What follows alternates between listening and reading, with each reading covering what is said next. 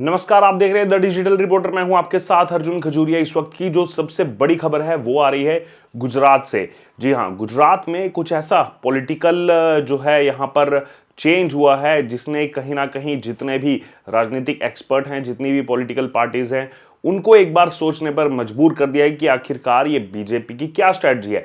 दरअसल आपको बता दें, जैसा सब जानते हैं कि बीते कल जितना भी मंत्रिमंडल है गुजरात सरकार का, सभी ने इस्तीफा दे दिया था, केवल मुख्यमंत्री भूपेंद्र पटेल को छोड़ करके। अब आज जो है नया मंत्रिमंडल जो है उसने यहां पर शपथ भी ले ली है। और आपको बता दें कि पहले जो है 16 मंत्री थे, 16 मंत्रियों का इस्तीफा जो है वो कल दिलवाया गया। और उसके बाद आज जो है 26 मंत्रियों की शपथ जो है वो दिलाई गई। और इसमें कुछ नामी गिरामी नाम भी सामने आ रहे हैं।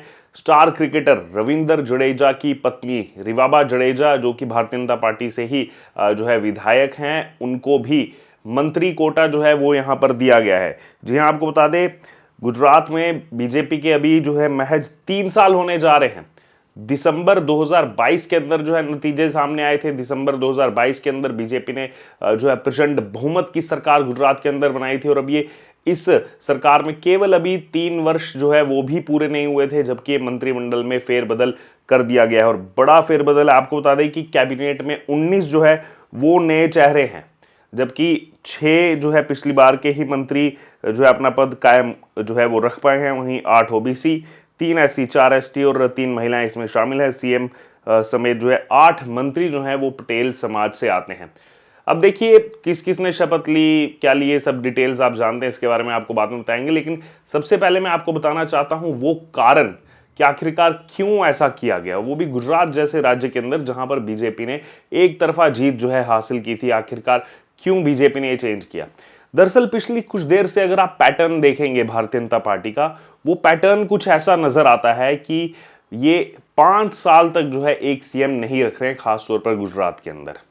चुनाव से कुछ समय पहले सीएम जो है वो बदल दिया जाता है, मंत्रिमंडल में फेरबदल कर दिया जाता है, और उसका असर जो है वो चुनावों में नजर आता है। उसकी एक्सेप्टेंस चुनावों में जो है वो कहीं ना कहीं नजर आती है। यही हाल हुआ था हरियाणा के अंदर भी। हरियाणा में मनोहर लाल खट्टर लगातार दूसरी सरकार चला रहे थे, लेकिन चुनावों से ठीक पहले जो है उनको बदल दिया गया था, नायब सैनी को बनाया गया था। उस समय बड़े सवाल उठे थे कि नायब सैनी को क्यों बनाया गया, किनको बना दिया गया, ये बीजेपी ने बहुत गलत स्ट्रेटजी चल दी है, चुनाव में इसका खामियाजा भुगतना पड़ेगा। एंटी इनकम्बेंसी फैक्टर भी था, कांग्रेस की तरफ हवा भी थी। उसके बावजूद वो बीजेपी का मूव तब लोगों को समझ में आया जब नतीजे सामने आए हरियाणा चुनाव के, और बीजेपी ने एक बार फिर से वहां पर सरकार बनाई, हैट्रिक लगा दी वहां पर जो है बीजेपी ने सरकार बनाने की। वहीं गुजरात की अगर बात की जाए, गुजरात में बीच में पाटीदार जो आंदोलन हुआ था उस वजह से बीजेपी को नुकसान हुआ, लेकिन उसके बाद बीजेपी ने जो स्ट्रैटेजी चली यहां पर, वो स्ट्रैटेजी कहीं ना कहीं कारगर साबित हुई। 182 सीटों वाले गुजरात में एक तरफा बीजेपी ने 150 से ज्यादा सीटें पिछले चुनाव में जो है जीती थी।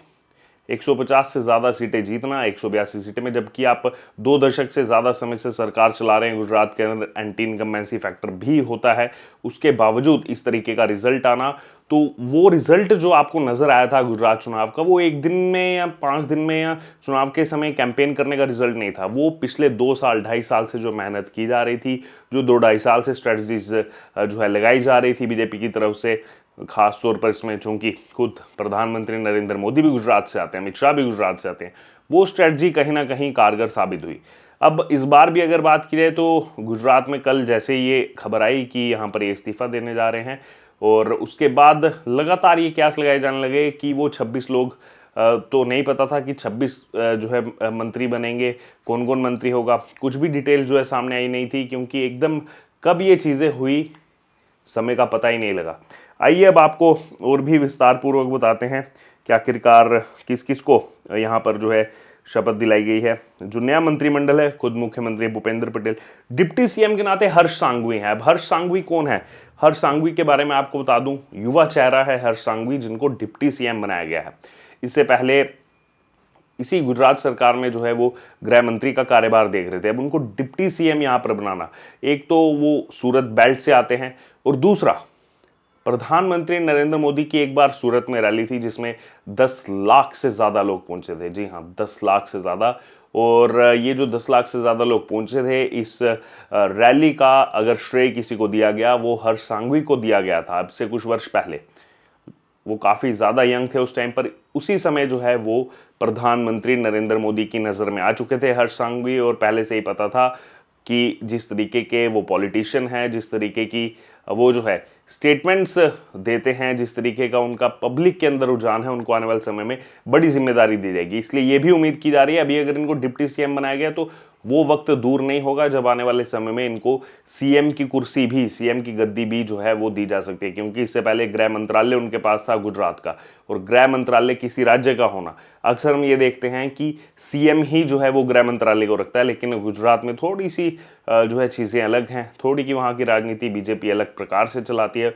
वहाँ पर गृह मंत्रालय दिया गया था हर्ष सांघवी को, और अब जो है उनको उप मुख्यमंत्री जो है वो यहाँ पर बना दिया गया है। ये कहीं ना कहीं आने वाले गुजरात में जो राजनीतिक फेरबदल होगा या चुनाव होगा, उसमें कहीं ना कहीं ये एक बहुत बड़ा कदम जो है वो भारतीय जनता पार्टी की तरफ से उठाया गया है।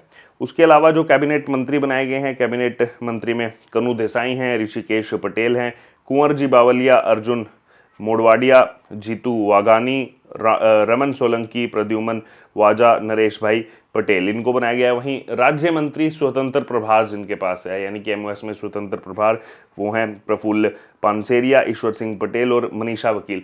और जो राज्य मंत्री यहाँ पर बनाए गए हैं, एमओएस जो मिनिस्टर ऑफ स्टेट बनाए गए हैं, उसमें कांतिलाल अमृतिया, कौशिक वेकरिया, रमेश कटारा, जयराम गामित, दर्शना एम वाघेला, प्रवीण माली, संजय सिंह महिडा, कमलेश भाई पटेल, विक्रम छांगा, सपूज जी ठाकुर, इनको जो है वो कहीं ना कहीं जगह दी गई है। रिवाबा जडेजा, पुरुषोत्तम सोलंकी, पीसी बरंडा। रिवाबा जडेजा जो है वो काफ़ी ज़्यादा जो है चर्चित नाम है, रविंदर जडेजा की पत्नी, और रविंदर जडेजा भी इस शपथ के दौरान जो है वहाँ पर नजर आए, जो शपथ ली गई।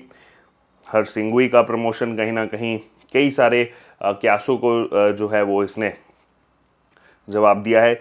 इसके अलावा जो ये फेरबदल हुआ है, इसके 5 जो है बड़ी वजह बताई जा रही है। चुनावी तैयारी भी है और जातीय संतुलन भी है। एक तो कहा जा रहा है कि ये स्ट्रेटजिक का जो है रीसेट किया है बीजेपी ने, यानी कि जो 2022 में जीत के बाद मंत्रिमंडल बनाया था, किनसे लोग खुश हैं, केवल उन्हीं को, केवल काफ़ी लिमिटेड जो है यहाँ पर मंत्रिमंडल को दोबारा से जगह दी गई है। बाकी सब नए चेहरे हैं। कहीं ना कहीं आने वाले समय के लिए भी संकेत है कि आप अगर अपना काम ढिलाई से करेंगे, जनता का काम अगर नहीं होगा, तो आप ये मत समझिए कि 5 साल तक के लिए भी आपको जो है यहाँ पर मंत्रिमंडल में जगह मिल सकती है। आपको बीच में ही आपका कार्यकाल खत्म करके किसी और को जगह दी जाएगी। तो ये कहीं ना कहीं एक स्ट्रेटजी है। वहीं दूसरी तरफ ये भी कहा जा रहा है कि कई मंत्रियों का जो है परफॉर्मेंस कमज़ोर था, उतनी पकड़ मजबूत थी नहीं, जनता के बीच में एक्सेप्टेंस थी नहीं, इस वजह से भी कहीं ना कहीं ये बदलाव किया गया है। उसके अलावा जातीय समीकरण भी है। पिछली जो भूपेंद्र पटेल की कैबिनेट थी उसमें केवल 16 मंत्री थे, वहीं इस बार जो है पटेल कम्युनिटी को ज़्यादा मंत्रिमंडल में जगह दी गई है, अब कुल 26 मंत्री हैं। लोकल इलेक्शन सबसे बड़ा फैक्टर। जी हाँ, आपको बता दें गुजरात में आने वाले कुछ महीने में, दिसंबर में या जनवरी में कभी भी जो है लोकल बॉडी के इलेक्शन हो सकते हैं। तो कहीं ना कहीं लोकल बॉडी इलेक्शन को देखते हुए भी ये बहुत ज़्यादा महत्वपूर्ण था। इस समय जो है यहाँ पर ये बदलाव किया गया, क्योंकि पिछले महीने ही जो उपचुनाव हुआ था, बिसावदर विधानसभा उपचुनाव में जो है वो पार्टी हारी थी, बीजेपी को हार का सामना करना पड़ा था। इसके बाद नए चेहरों को मौका जो है वो यहाँ पर पार्टी देना चाहती है। वहीं गुजरात विधानसभा में 182 सीटें हैं, और जो नियम है, नियम के मुताबिक कुल सीटों का 15% ही आप जो है वो मंत्रिमंडल में रख सकते हैं। इस हिसाब से गुजरात में मुख्यमंत्री के साथ 26 मंत्री बनाए जा सकते हैं। इससे ज़्यादा नेताओं को सरकार में जो है शामिल किया जा सकता है, और वही यहाँ पर किया गया। ज़्यादा से ज़्यादा नेताओं को जगह जो है वो यहाँ पर दी गई है। बहरहाल गुजरात में 11 साल में 3 बार अचानक फेरबदल हुआ। सबसे पहले आनंदी बेन पटेल 22 मई 2014 से 7 अगस्त 2016 तक जो है वो सीएम रही। सिर्फ आनंदीबेन ने इस्तीफा दिया था, वजह उस समय बताया गया पाटीदार आरक्षण आंदोलन। फिर विजय रूपानी 7 अगस्त 2016 से जो है उनको जिम्मेदारी दी गई, और 11 सितंबर 2021 पूरी कैबिनेट के साथ उन्होंने इस्तीफा दे दिया था। वजह पार्टी का प्रभावी चेहरा जो है नहीं बन सके, ये कहा गया, लेकिन वो चुनाव से पहले का स्ट्रेटजिक मूव था, और उसी मूव की वजह से बीजेपी ने 50 से ज़्यादा सीटें अगले चुनाव में जीती थी। भूपेंद्र पटेल को उसके बाद 13 सितंबर 2021 से सीएम बनाया गया। सीएम को छोड़कर उस समय अभी जो है, जैसे सब जानते हैं, पूरी कैबिनेट ने इस्तीफा दिया और अब 2027 में दिसंबर में चुनाव है, उसके मद्देनज़र ही ये बदलाव जो है वो यहाँ पर किया गया है। बहरहाल ये जो गुजरात में हुआ है, ये जो बीजेपी ने ये जो मूव किया है, क्या लग रहा है आपको? इसके पीछे क्या कारण है? आपकी क्या राय है इस पर? आप जरूर हमारे साथ कमेंट बॉक्स में शेयर करें। बने रहें तमाम अपडेट्स के लिए द डिजिटल रिपोर्टर के साथ। धन्यवाद।